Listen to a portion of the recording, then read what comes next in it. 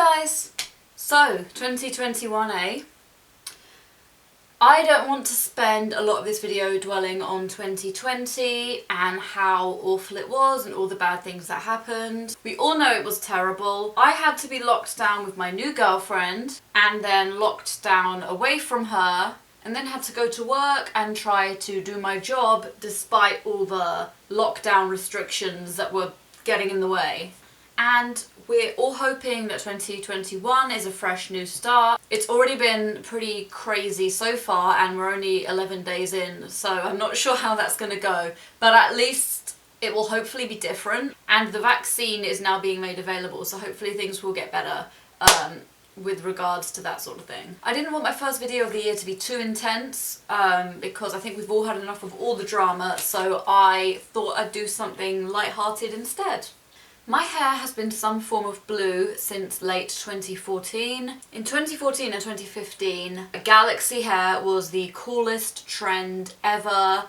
I loved it. I loved the blend of like blue and purple and the kind of combination of colours and the way they blended together. I loved galaxy print anything at the time, but I especially loved galaxy hair. I tried the style for myself in 2014 and 2015. Initially it just looked quite dark and black. It took me a lot of bleaching and toning to get my hair ready to take the blue and purple dye, but I eventually found myself able to do the galaxy style with varying results. I loved the colours, but the blending was always difficult and it only seemed to really look good about 30% of the time. It was quite a hassle to do two colours and to blend them together, especially when trying to get my hair at the back. So I eventually made the decision to drop the purple and just do one colour all over. After this, I basically got known as the blue girl. I like the colour blue, but I like other colours as well, and it's not like the most important thing in my life, just having a different colour of hair. It's not like my personality trait, it's just hair. I didn't even really plan to have blue hair. As I said, I decided to go for the galaxy thing. It was more about the galaxy style hair, and then it sort of ended up being all blue. So the fact that I was seen as like, oh, the blue hair person, and that was made my whole identity, felt quite weird. People would ask me questions like, what's your favourite colour? Let me guess blue. And I'd be like, oh yeah, I guess, you know, it's one of my favourites.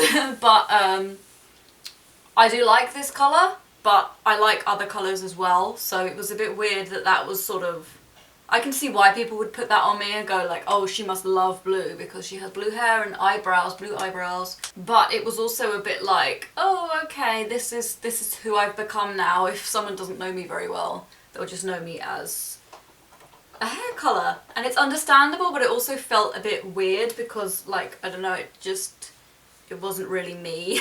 One time I did one of those Twitter question poll things, like, something to do with, oh, what's the thing you notice about me, or what comes to mind when you think of me? And all the answers were like, blue hair. And I was like, don't I have a personality at all? And I know it's nothing major, like it was nothing offensive or rude. Like they weren't being negative about me, it was no big deal, but it did kind of feel like, oh, do they even know my personality? Do people even really know who I am? Or am I just like, oh yeah, that girl with blue hair. Do I even have a personality? That is the question.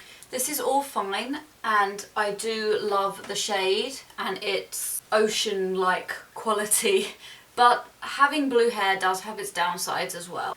There's a lot of upkeep, and if I don't dye it all the time, it does kind of fade to a weird murky green colour. Also, my hair's very thick, as you can see, so it's hard to get the coverage right. I think you can even see there.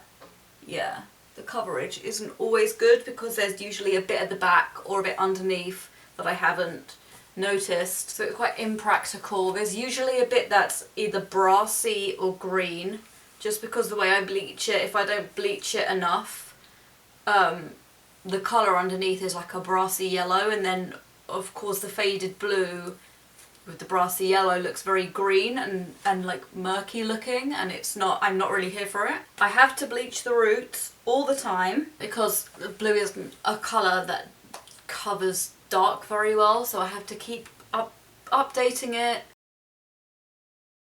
And then I have to be careful the roots are not getting damaged, or I haven't missed a bit at the back and got a weird dark patch. It can be a bit of a nightmare. I still loved the hair colour, but I was starting to think about a change.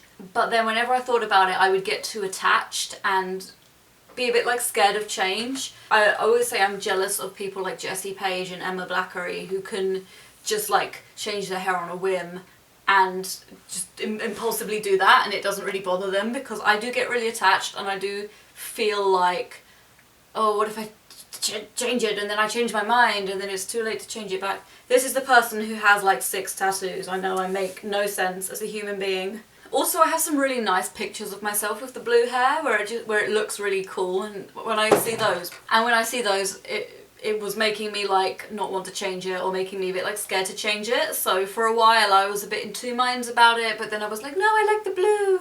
So for a good few months I was sort of back and forth, but then not really wanting to change it. I did keep thinking about the pros and cons of changing my hair and weighing it up and looking at different colours, but then I went for a haircut, and as you can see, they made my hair look, they curled it, and it just looked really mermaidy and beautiful, and I was really enjoying that. And with the colour as well, it was just like very ocean, mermaid look. I kind of fell in love with the colour again, and then I was like, I like having ocean coloured hair, and then I didn't want to change it for another year. I kept it the same for another year after that.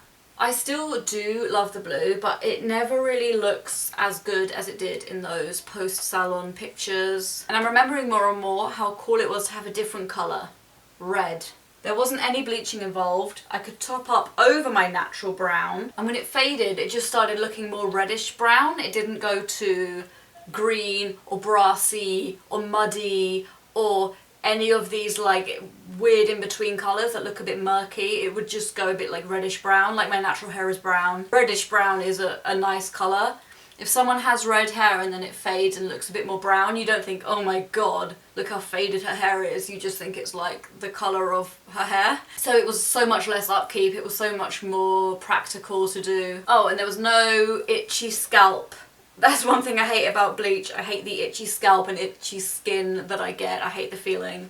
I'm not here for that. I'm not here for it at all. So then for a while I felt like I wanted to change, but because some people had sort of just known me as that person with blue hair and not really known anything else about me, and yeah, that's their perception, but part of me was like, what if it is my whole identity, and do I want to get rid of my identity, and what if without it I'm boring and I have no personality and I'm dull, and it's just, I know that's ridiculous and probably not true, hopefully not true, but at the time it really felt like it had become part of my personality, like whether I chose that or not, and it was a bit scary to get rid of that. I don't know if that sounds a bit crazy, but that's a genuine concern I was having at the time. So I got to the point where I kind of did like the hair, but was kind of like keeping it for convenience, because changing your hair is a lot to do. I even dyed my armpits pink recently, and I feel like part of that was like I was craving a new hair colour, because I just felt like change and everyone was changing their hair, and I was like, oh, I need to change. I need a new hair colour, but also I was still like really attached to the blue and really not wanting to change it or get rid of it. And the way I dealt with that was to just go pink armpits, cool, why not? And that was good for fun, but it wasn't something you can really keep up. So it would never be a permanent thing. It would just be something that was done for fun temporarily. As you can see, it was not a permanent fixture.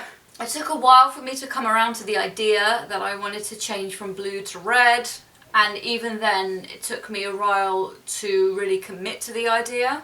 I asked my girlfriend what she thought of it, and of course she was supportive, but she was kind of not really sure about that. I think partly because she's only ever known me with blue hair, like she's never really known me with my natural colour or anything. So she was a bit like, do what you want, but I'm not sure. A very amateur Photoshop job showed her an idea of what it would be like. And then she realised that she really liked it. I posted the same on Twitter, and my friends really liked it too, which made me feel positive about it. Although a lot of them did say that they still preferred the blue, which is also valid, that's fine. I'm glad I didn't change my hair before I was ready, and I waited until I knew I was completely sure to make any big decision. It meant I got a lot of mileage out of this hair colour. 6 whole years. And also, no one can say I didn't give the colour a chance. It will take a while to strip the colour out. As you can see, this is like freshly done. So it will take a while to fade it and then do colour remover and everything. And I want to do it as gradually as possible because I don't want to damage my hair. So don't expect any instant change. So I'm thinking of a kind of cherry red, and then obviously I would need to get a different eyebrow pencil because that is not the right one for red hair. I do want it to be fairly bright and vibrant, so although I didn't want to like bleach it into oblivion, I do want to lighten it a little bit. So I'm going to try and do that just so it's like red rather than red-brown. And then, as I said, if the roots do start growing out or if it does start to fade or anything, it will still be fine. It will just look a bit more brownish red rather than full red. It won't be as much of an issue as this hair is. I think doing that crappy photo edit was as good for me as it was for everyone else because it helped me to see it visually and be like, yes, that is the look I want to have this year. I also have 2 tattoos planned that I would love to get done this year, or at least one of them done this year. But as you know, we are in stage 4 lockdown, so I'm not sure that's going to happen this year, or it's not going to happen for a while. It would be really cool if I could change my hair this year and get the new tattoo or tattoos. I think that would be really cool. But I don't know if that's going to happen, so fingers crossed. I'm excited about the new me for 2021. How are you feeling about the new year? Did any of you guys change your appearance in the lockdown, or are any of you planning to? Do you guys have New Year's resolutions or any changes planned, or are you guys just trying to rest after all the drama we've been through? Let me know in the comments because I'd love to hear from you guys, and I'd love to hear your opinions about everything. Well, as long as they're not mean. I'd love to hear how you guys are doing. It's been crazy. I hope you guys are all well. Please let me know. If you like the video, give it a like because that makes me happy. And if you want to see more, please subscribe. Also, I have a TikTok. It's Sushi Roll Sheehan, so you can follow me there if you want. And I hope you all have a lovely day. Bye! Sunshine.